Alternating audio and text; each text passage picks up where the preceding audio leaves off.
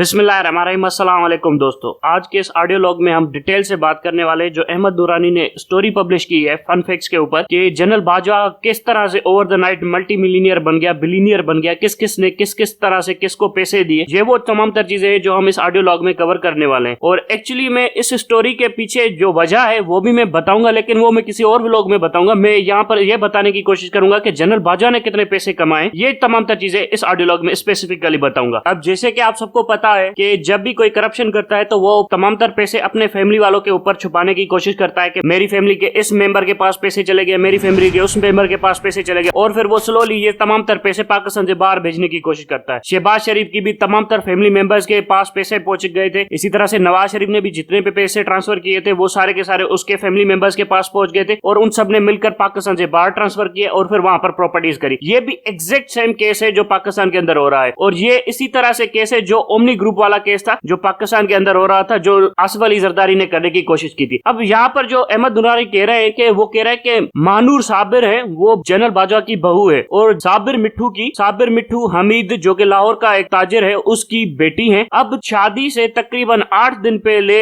इसके पास बहुत ज्यादा प्लॉट रजिस्टर होना शुरू होते हैं। अब 23 अक्टूबर 2008 को इसके नाम के ऊपर बहुत ज्यादा प्लॉट्स वगैरह रजिस्टर होना शुरू होते हैं, और 2 नवंबर को जाकर 2018 को ये शादी होती है। और ये हम सब ने शादी देखी थी कि इस्लामाबाद के अंदर हुई थी, और तमाम तर सभी लोग अटेंड करने गए थे ये शादी को। अब किस तरह के कितने प्लॉट्स इसके नाम के ऊपर किए गए, ये वो डिटेल्स हैं जो हमें इस ऑडियो लॉग में बताने वाला हूँ। अब 8 DHA के प्लॉट्स हैं जो इसके नाम के ऊपर किए गए हैं, और उसके बाद एक ग्रैंड हयात अपार्टमेंट है वो भी इसके नाम के ऊपर किया गया है जो 2015 में बना था। ये ग्रैंड हयात अपार्टमेंट वो है कॉन्स्टिट्यूशन 1 वाला जिसको साकिब निसार ने लीगलाइज किया था। ये केस भी आप सबको पता होगा, बहुत बड़ा चला था मीडिया के ऊपर। और उसके अलावा जो दूसरे पॉलिटिशियंस को भी ये ग्रैंड हयात अपार्टमेंट्स वगैरह दिए गए थे। अब आते हैं जनरल साहब की बीवी के ऊपर, आयशा अमजद के ऊपर। जनरल साहब की बीवी के पास बहुत ज्यादा फार्म हाउसेस हैं जो कि गुलबर्ग ग्रीन में हैं, और फिर इस्लामाबाद कराची में बहुत ज्यादा प्लॉट्स हैं। लाहौर के अंदर कमर्शियल प्लॉट्स भी हैं, प्लाजास भी हैं, वो भी DHA के स्कीम के अंदर। अब इन तमाम तर चीजों की डिटेल हम 1 बाय 1 डिस्कस करते हैं। अच्छा, जनरल बाजवा की बीवी के पास 2 कमर्शियल प्लाजाज हैं, फेज 4 में और फेज 6 में, DHA लाहौर में। और उनके पास एक डॉलर में अकाउंट है, यूनाइटेड स्टेट्स डॉलर का, उसके अंदर तकरीबन $500,000 पड़े हुए थे। ये भी एक फैक्ट है। अच्छा, FBR की रिपोर्ट बताती है कि जनरल साहब की बीवी को बहुत बार वार्न किया गया था कि आप हुकूमत पाकिस्तान से बहुत कुछ छुपा रही हैं, मेहरबानी करके वो जाहिर करें, लेकिन वो उन्होंने कोई भी जवाब नहीं दिया FBR को, क्योंकि बड़ी ताकतवर खातून थी। अच्छा, जनरल साहब की फैमिली ने एक और बिजनेस लॉन्च किया जो कि ऑयल बिजनेस था 2018 में, टेक्स पाकिस्तान, जिसका हेडक्वार्टर दुबई में था, और कुछ ही महीनों में वो पूरे के पूरे पाकिस्तान के अंदर फैल गया बिजनेस। इसमें अहमद नूरानी कहता है कि हमने बहुत कोशिश की कि जनरल साहब के बेटों के हवाले से भी पता किया जाए कि उनके नाम के ऊपर कितने एसेट्स हैं, मगर हमें नहीं पता चला कि उनके बेटों के नाम के ऊपर कितने एसेट्स हैं। हमने बहुत खोजने की कोशिश की लेकिन हमें नहीं पता चला। अब अहमद नूरानी बोलता है कि जब कमर जावेद बाजवा लेफ्टिनेंट जनरल थे तो उसकी बीवी टैक्स फाइलर ही नहीं थी, उसके FBR का रिकॉर्ड वगैरह भी नहीं था, और साबिर मिट्ठू एक बिजनेसमैन था, लेकिन ऐसा भी नहीं था कि बिलियनियर वगैरह हो, तो उसके पास कुछ भी नहीं था। लेकिन 6 सालों के अंदर जब से ये आर्मी चीफ बनाए तो इसकी फैमिली बहुत ज्यादा तरक्की कर गई है। इस फैमिली ने इंटरनेशनल लेवल के ऊपर बिजनेस करना शुरू कर दिए हैं, बहुत ज्यादा कैपिटल ट्रांसफर किया है पाकिस्तान से, बहुत ज्यादा कमर्शियल प्लॉट्स,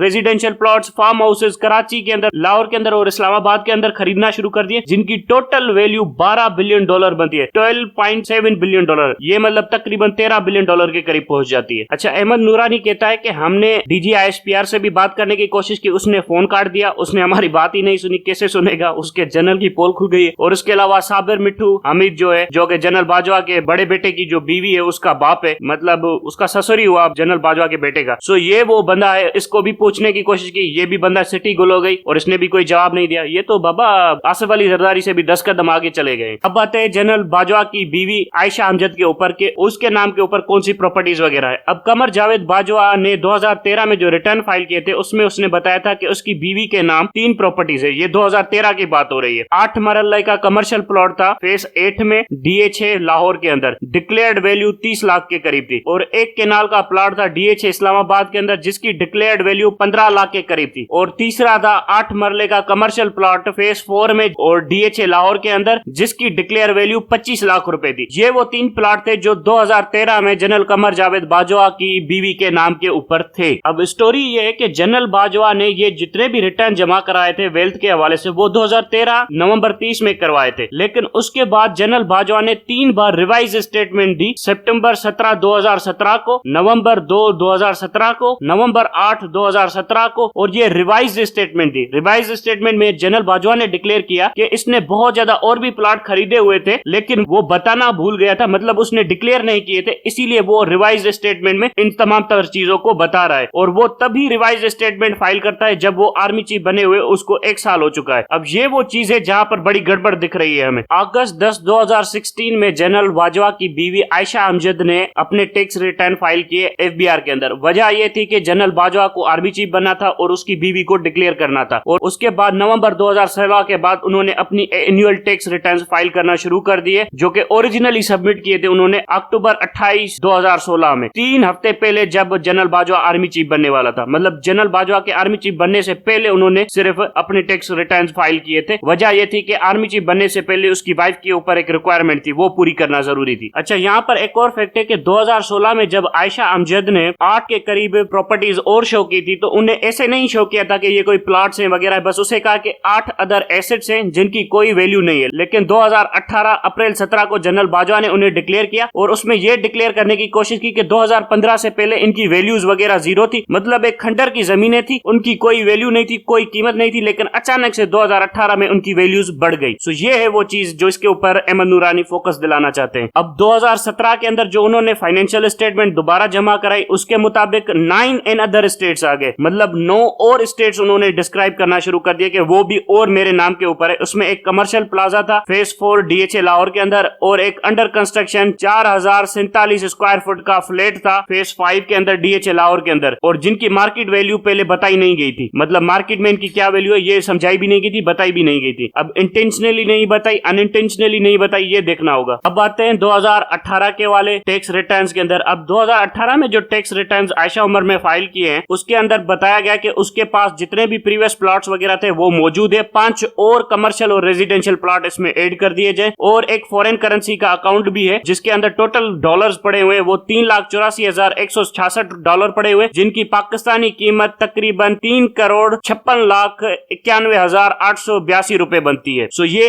अलग से फाइल किए गए थे 2018 में, और पिछले वाले अलग से पड़े हुए थे। अब वो 5 प्रॉपर्टीज कौन सी थी जो 2018 में डिक्लेयर की गई? एक ओएसिस फार्म हाउस है, ओएसिस कहते हैं कि डेजर्ट वाला फार्म हाउसेस हो वगैरह वगैरह समंदर के करीब, डीएचए कराची के अंदर एडवांस पेमेंट की गई थी। एक अपार्टमेंट था जिसे पहले यह बताया गया कि एक प्लॉट है, लेकिन बाद में उसे करेक्ट किया गया कि एक अपार्टमेंट है आने वाले सालों के अंदर, और वो पीएफ है, Pakistan air force housing scheme Karachi के अंदर है। फिर 4 मरला का कमर्शियल प्लॉट है जो डीएचए फेस 9 लाहौर के अंदर है, CE 00391 ये उसका नंबर है। फिर 4 मरले का एक और कमर्शियल प्लॉट है PCE 00132 डीएचए फेस 9 लाहौर के अंदर। फिर एक अपार्टमेंट है 2730 स्क्वायर फुट का सुखचैनिया इस्लामाबाद, एडवांस पेमेंट की गई थी इसकी भी। अच्छा, इन सब की जितनी भी वैल्यूज डिक्लेयर की गई है ना, पिछली तमाम तर प्रॉपर्टीज की जितनी भी वैल्यू डिक्लेयर की गई है वो मार्केट वैल्यू से कम बताई गई है। मार्केट में इनकी कीमत करोड़ों के अंदर है, और ये यहाँ पर ये बताया गया कि ये लाखों में है और भी कम है, और इसीलिए टैक्स कम से कम लगे इन प्लॉटों के ऊपर। यार ये जनरल की बीवी के पास इतना कुछ है, मैं तो अपना जेंडर तब्दील करवा के जनरल से शादी करवा लूं खुद की। यार ये मतलब ये क्या है, ये खरबपति बन गए। अब आते हैं 2019 के टैक्स फाइलर्स के ऊपर। अब 2019 में जनरल बाजवा की बीवी ने एक नई प्रॉपर्टी खरीदी और एक बेच दी। अब जो बेची गई प्रॉपर्टी है उसकी जो टोटल कीमत है जिसके ऊपर उसको कैपिटल गेन मिला वो मिला 4,30,00,000 रुपए, वो सिर्फ एक प्रॉपर्टी बेचने के ऊपर मिला। उसके बाद उसने वो सारा का सारा पैसा यूनाइटेड स्टेट्स डॉलर्स में कन्वर्ट किया और उनको बहुत ही जल्दी एक बैंक अकाउंट में डाला, और जो बैंक अकाउंट US डॉलर्स का था जनरल बाजवा की बीवी के पास, उसके अंदर $6,56,030 उसने जमा कराए, उनको पाकिस्तान से बाहर निकाल दिया और इमीडिएटली उनको पाकिस्तान से बाहर ट्रांसफर कर दिया। ये वो टाइम था पाकिस्तान के अंदर डॉलर की वैल्यू बढ़ रही थी और पाकिस्तानी रुपये नीचे गिरा था। सो अब समझ में आया कि $1 मिलियन, $500,000 यही खानदान पाकिस्तान से बाहर भेज रहा था। अब आप सबको समझ में आ गया होगा कि डॉलर की वैल्यू क्यों फ्लक्चुएट कर रही थी पाकिस्तान के अंदर। अच्छा, इसके अलावा एक और अकाउंट भी था जिसके अंदर कैश प्राइस भी पड़े हुए थे, प्राइस बॉन्ड भी पड़े हुए थे, वो भी मिलियंस ऑफ डॉलर्स के पड़े हुए थे। सो वो भी स्लोली डिक्लेयर करना शुरू कर दिया कि हमारे पास ये चीजें भी हैं। अच्छा, 2019 के अंदर कुछ और प्रॉपर्टीज भी खरीदी गई मोहतरमा की तरफ से। एक कमर्शियल प्लॉट था DHA फेज 4 में खरीदा गया, और उसके बाद एक इन अदर एसेट्स जो पहले भी आइडेंटिफाई किया गया था, और 8 मरले का कमर्शियल प्लॉट था DHA फेज 4 में, प्लाजा था, वो कमर्शियल प्लाजा था, वो भी खरीदा गया। और एक 500 यार्ड का प्लॉट प्लॉट था DHA के अंदर, इस्लामाबाद के अंदर, जिसको पहले बताया गया था कि अनदर एसेट है, कोई एक छोटा सा एसेट है, वो असल में DHA इस्लामाबाद का 500 यार्ड का कमर्शियल प्लॉट था। ये 2019 में डिक्लेयर किया गया। अब यहाँ पर वारदात ये समझ में आ रही है कि इन्होंने बहुत ज्यादा पैसे वैसे जमा करके रखे हुए और एसेट्स अपने डिक्लेयर नहीं किए हुए। फिर ये क्या कर रहे हैं, स्लोली ग्रेजुअली हर साल में एक एक दो दो प्लाट बताते जा रहे हैं। कुछ प्लाट 2016 में डिक्लेयर किए, कुछ 2017 में, कुछ 2018 में, कुछ 2019 में। फिर इसे ये साबित करने की कोशिश की है कि ये हम बिजनेस कर रहे थे जिससे हमें प्रॉफिट हो रहा था, फिर हम नए नए प्लॉट्स खरीदते जा रहे थे। ये एक्चुअली में फ्रॉड है, बहुत बड़ा फ्रॉड है। जनरल की बीवी गिरफ्तार होगी। बहरहाल मुझे कोई जनरल की बीवी बनाओ यार। बातें 2020 के टैक्स रिटर्न। इस साल जनरल साहब की बीवी ने 2 प्लॉट्स खरीदे जो कि फार्म हाउसेस थे गुलबर्ग ग्रीन्स इस्लामाबाद के अंदर, और उनका जो फॉरेन करेंसी अकाउंट था डॉलर वाला, उसकी जो टोटल वैल्यू डिक्लेयर की गई थी वो थी $4,78,157। मतलब वो पैसे पहले वाले में से बाहर गए और अब भी उसके अंदर पैसे मौजूद हैं। अच्छा, जो बोथ फार्म हाउसेस डिक्लेयर किए गए थे जनरल साहब की बेगम की तरफ से, वो थे 10 केनाल ईच फार्म हाउस था, मतलब 10 केनाल का हर एक फार्म हाउस था सेक्टर बी गुलबर्ग ग्रीन्स के अंदर। आयशा मोहतरमा ने यह डिक्लेयर किया कि एक फार्म हाउस की कीमत 5 करोड़ है और दोनों की मिलाकर 10 करोड़ के करीब कीमत बन गई। लेकिन यहाँ पर मार्केट प्राइस 10 केनाल की बहुत ज्यादा है गुलबर्ग ग्रीन्स के अंदर। मतलब एक केनाल का जो एक प्लॉट था वो 15 करोड़ का हुआ। सो दोनों की मिलाकर 30 करोड़ के ये दोनों फार्म हाउसेस हुए। सो जनरल बाजवा की बेगम ने बहुत ही ज्यादा मतलब मिस डिक्लेयर किए हैं अपने एसेट, मतलब उनकी वैल्यूज बहुत कम बताए। जनरल बाजवा की बेगम ने बताया कि 5 करोड़ का एक था, सो 10 करोड़ में 2 हो गए, लेकिन एक्चुअली में 15 करोड़ का एक था, सो 30 करोड़ में दोनों हो गए। और ये एक मिस डिक्लेरेशन है। और उसके अंदर एक कॉर्नर का प्लॉट है जो स्ट्रीट 9A के ऊपर मौजूद है और एक स्ट्रीट 8 के ऊपर मौजूद है। सो कॉर्नर वाले प्लॉट की कीमत और ज्यादा होगी। ये बहुत बड़ा फ्रॉड है और मिस डिक्लेरेशन है। बातें 2021 के ऊपर। 2022 के फाइल नहीं किए गए हैं क्योंकि वो नवंबर के बाद फाइल किए जाएंगे, उसके बाद पब्लिक किए जाएंगे। मुझे तो नहीं लगता कि वो फाइल वगैरह करेंगे। अब आते हैं 2021 के ऊपर। सारी की सारी प्रॉपर्टीज जनरल बाजवा के पास थी, मतलब जनरल बाजवा की बीवी के पास थी, और उसका जो फॉरेन करेंसी अकाउंट था FCA वो तकरीबन था $5,91,000। मतलब अब भी उसके अंदर बहुत ज्यादा पैसे मौजूद है। अब ये जनरल बाजवा की बीवी के मतलब 2021 में डिक्लेयर किए हुए हैं एसेट्स हैं। अब आते हैं कि टोटल मार्केट वैल्यू जो कि जनरल बाजवा की बीवी ने डिक्लेयर किए हैं एसेट्स, उनकी वैल्यू कितनी है। अब एक की 150 मिलियन है, 10 केनाल का फार्म हाउस है, plot 70 street B9A Gulberg greens, ये तकरीबन 15 करोड़ 150 मिलियन मतलब 15 करोड़ रुपए बन गए। दूसरा भी 15 करोड़ का है, 150 मिलियन, 10 केनाल का farm house, plot 71 street B9A Gulberg greens. फिर आते हैं 187 मिलियन का प्लॉट, ये मतलब हो गए 18 से 19 करोड़ रुपए के करीब हो गए। Oasis farm house DHA Karachi advance payment. उसके बाद आ गया 650 मिलियन का कमर्शियल प्लाजा है 4 DHA लाहौर के अंदर, ये तकरीबन 65 करोड़ रुपए हो गए। और उसके बाद आते हैं 389 मिलियन, ये मतलब हो गए 38 करोड़। 8 मरले का कमर्शियल प्लाजा है फेस 4 DHA लाहौर के अंदर। फिर 7 करोड़ का एक है 4 मरले का कमर्शियल प्लॉट है DHA फेस 9 के अंदर। फिर 7 करोड़ का है 4 मरले का कमर्शियल प्लॉट है DHA फेस 9 के अंदर। फिर 8 करोड़ वाला तकरीबन अपार्टमेंट है 2730 स्क्वायर फुट का सुख चैन इस्लामाबाद के अंदर। फिर